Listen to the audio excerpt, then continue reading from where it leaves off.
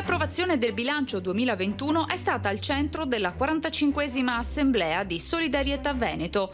Dopo 2 anni, i 200 delegati che compongono l'Assemblea del Fondo Pensione Regionale sono tornati ad incontrarsi in presenza a Martellago per approvare quello che probabilmente è il migliore esercizio nella storia di attività del fondo. Il bilancio 2021 è forse il miglior bilancio di sempre per il Fondo Pensione Regionale, perché raggiungiamo la soglia dei 2 miliardi di patrimonio, con una crescita di patrimonio dovuta ai rendimenti finanziari che sfiora i 100 milioni, 120.000 iscritti, e ci consolidiamo in questo senso come fondo più diffuso nella nostra regione, quindi direi assolutamente molto bene. Circa la metà dei nuovi iscritti a Solidarietà Veneto ha un'età media di poco superiore ai 30 anni, a conferma di una crescente diffusione della cultura previdenziale tra i giovani. Qualche volta tra il serio e il faceto noi diciamo che il futuro è il luogo dove passeremo il resto dei nostri giorni, quindi il futuro è il luogo dei giovani.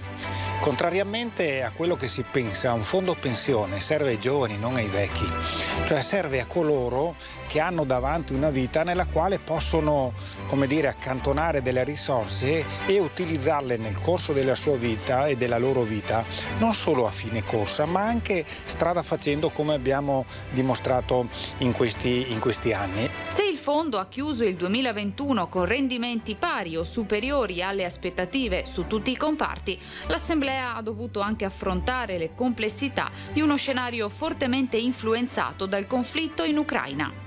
Stiamo attraversando davvero un momento complicato, siamo passati in pochi mesi da questi numeri alle tensioni geopolitiche che ci vengono dalla invasione della Russia in Ucraina e che impattano evidentemente soprattutto sui prezzi delle materie prime, l'inflazione. Questo sta causando un rallentamento complessivo dell'economia e anche e soprattutto sta impattando in termini di rialzo sui tassi di interesse. Ecco, il rialzo dei tassi di interesse assieme alla crisi geopolitica avrà nel breve termine sicuramente un impatto negativo, inutile nascondersi, su tutte le forme di risparmio, specialmente quelle più orientate al breve termine. Fortunatamente siamo un fondo pensione, dunque essendo orientati al lungo termine abbiamo proprio in queste occasioni forse più prospettive di altri. Un fondo pensione è un fondo che non serve per coloro che hanno tanti soldi, quelli vanno nella finanza, vanno in borsa, vanno dove vogliono. Serve per chi lavora e ha pochi soldi, però ha a disposizione molto tempo, quindi è un fondo per i giovani.